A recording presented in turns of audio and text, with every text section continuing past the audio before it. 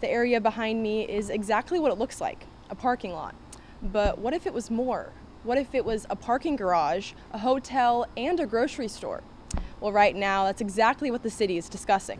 Francesca, happy Halloween, and let me tell you, there is definitely some good spooky energy brewing down here. You can see it's still pretty calm, but just wait until tonight when hundreds of families and kids will swarm these streets, and members of Save Our Centers are rallying, calling on the university to keep these centers separate, saying that combining them into one center threatens the resources and community available to students here at KU. Temperatures are reaching triple digits today, and it's easy to find yourself unprepared for the heat. Now here I've got my handy thermometer. I'm going to point it at the ground. Right here in Lawrence, it's 134 degrees on the ground. It's that time of year again when sickness really starts to spread throughout campus. But thankfully, staying healthy doesn't have to be hard. Watkins Health Services has got your back with clinics across campus that make it easy to get your flu shot. Thanks, Francesca. This was an election that was definitely heavily determined by the issues, and the two campaigns approached them very differently, with President-elect Donald Trump leading with economic security and immigration, and Vice President Kamala Harris, the second ever female presidential candidate, leaning into the issue of abortion access. To better understand these tactics, I spoke with Dr. Ashley Mudeman, a KU professor of political communication, about why Donald Trump's approach won him the vote. It all came down to what issue voters deemed most important in 2024. People were making decisions about their presidential vote based on the economy, and that's an issue that, one, the Republican Party was really leaning into, communicated about it. It was central to their campaign messaging. The political theory of issue ownership tells us that voters perceive each political party as owning certain issues and therefore better equipped to handle them. So people perceive Republicans to own the issue of the economy, and they remember, perceiving that they were doing better economically under Trump. So why didn't the issue of abortion secure Kamala Harris the vote? What people see to be the most important issue that they're facing, it's almost always the economy, and abortion tends to be lower on that list. And based on Donald Trump's presidential history, she raised concerns about the future of democracy in his next term. We have elected someone who has felonies and did not admit to losing the election, and that's concerning. That is a major violation of the way that we run our elections. And even though abortion did not come out as the most important issue to voters nationwide, it still proved important at the state level. Missouri voted on Tuesday to restore access to abortion after the state outlawed nearly all abortions in 2022. We'll have more on that story later on. And a local violence prevention group is also working toward a safer Kansas City. They took to the streets in response to recent homicides.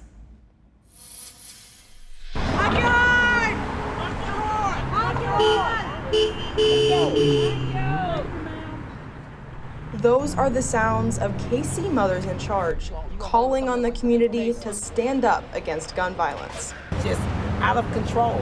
At the corner of 55th and Prospect, handing out flyers and telling drivers to send a message that enough is enough. We're tired of the violence. Violence has to stop. Temple said this violence starts with the very members of the community. It's people. It's a community problem. We are allowing these people to cause harm in our community. And that it's their responsibility to speak up. Let's go! Work on! And make it a safer place. Saying something, when they see something, when they know something, when they hear something, start doing something, come out and be a part. She said that safety begins with local legislation. We know we have a problem. We know we got to get out and vote. We got to change the gun laws. But it doesn't stop there. She said they must also confront the mental health crisis. Trauma. And people don't deal with conflict. So we got to come together and work together to keep a safer Kansas City. A mission they will continue to lead. Mothers in Charge is made up of women who have been personally affected by gun violence. And if you'd like to learn more about them, visit kcmothersincharge.org.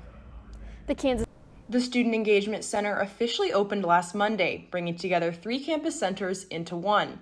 The Emily Taylor Center, the Office of Multicultural Affairs, and the Center for Sexuality and Gender Diversity will now exist together in Suite 400 of the Kansas Union. This change comes as an effort by the university to create a, quote, hub of student activity that will better support student diversity. But some feel it will achieve just the opposite. These students are going to lose the space that they need so desperately, and also lose the state's support, the very little support they have left. Students opposed to the merger have formed the Save Our Centers movement to spread one message. Save our centers! Save our centers! Save our centers! Save Our Centers means to me that we uphold the promise that we've already given to our new students. A promise, Campbell says, of offering spaces that support and welcome specific identities, something many don't believe is possible with these centers under one roof. Students need the space more than anything in the world, and they're able to form it because these centers continue to exist independently. Those concerned about the new changes made their voices heard on Tuesday. Students have now taken to the streets of campus speaking out against these changes. As you can see here at the Kansas Union, members of Save Our Centers are rallying, calling on the university to keep these centers separate, saying that combining them into one center threatens the resources and community available to students here at KU. The homogenization of this center will take away the ease of access and resources to validate and live my life. After this merger, some are concerned about the future of inclusivity at KU. I chose KU because I thought that they had a lot of these organizations that were really inclusive, like these centers. But members of Save Our Centers say this isn't the end and are calling on students to take action. We write to the people who work at these centers, student affairs, your vice provost, your chancellor. Showing up like we're doing now, showing up, speaking, being as loud as possible. I am live here at the former McLean's building, which has sat vacant since the cafe shut down in March of 2023. Now, in March of 2024, KU Endowment bought the building, and now it might be the new home of student innovation. Student entrepreneurs are the small business owners of tomorrow, and what better place to stimulate creativity than a space designed just for them? And that's where this entrepreneurship hub comes in. It's a place for people to have access to resources to help with entrepreneurship and their entrepreneurial endeavors.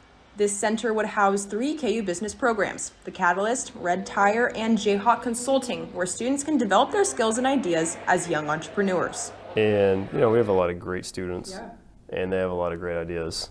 And so creating space for them to try and learn and get those reps in, I think is going to serve them regardless of what they decide to do professionally.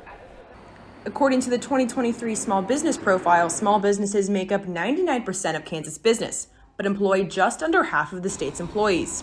These programs grant students local connections to help stimulate Kansas small business growth. I know our students have greatly benefited from entrepreneurs and mentors around the state of Kansas, and we're grateful to be able to connect students to programs like finance programs and things like that at the Department of Commerce. The communications director for the School of Business says the plans to house the entrepreneurship hub here have not yet been finalized, but that they're excited and will have more details in the following weeks. Back to you in the studio. Thanks, Cameron. Welcome to KUJH News. I'm Kameron Macrorie. And I'm Savannah Meyer. The parking lot on 8th and Vermont might be getting a facelift. That's right. Lawrence City Commission has proposed plans to make it a mixed-use space. Here's what it would bring to downtown Lawrence. Right now, this area is just a parking lot. But what if it was more? Like a hotel, grocery store, parking garage, and housing. The project, called 826 Vermont, was brought to Lawrence City Commission by development group Rise Up LLC. The plans are for a 7-story building. A grocery store would be on level 1. On levels 2, 3, 4, and 5, 100 hotel rooms. And on level 6 and 7, condos and apartments. It would also create 384 total parking spots, more than double what the space has right now. The parking lot sits behind a number of prominent local businesses that would be impacted by the construction. One of these is the Raven Bookstore. Manager Chris Luxem said that to him, the idea seems promising. Yeah, definitely. I mean, especially like grocery store and, even like more housing would definitely be good, especially if it's affordable for folks and stuff. So I definitely see the progress. But he still has some concerns about the logistics. And I definitely have a lot of questions. I'm still kind of on the fence in terms of like the positives and the negatives of it all. Again, we don't know like how long it'll take and like what that actually will entail. Luxem said based on past experience with construction projects, he is wary of having one in his own backyard. Just from my own experience of living near construction zones, whether here or in bigger cities, there's just not a lot of care for like the surrounding area while it's being done. To hear community concerns like this, Rise Up LLC plans to hold public meetings for nearby property owners and will stay in contact with them throughout the development. And if the city chooses to move forward with this plan, City Commission expects that with everything going into the building development, it would take about 2 years to complete and cost nearly $58 million.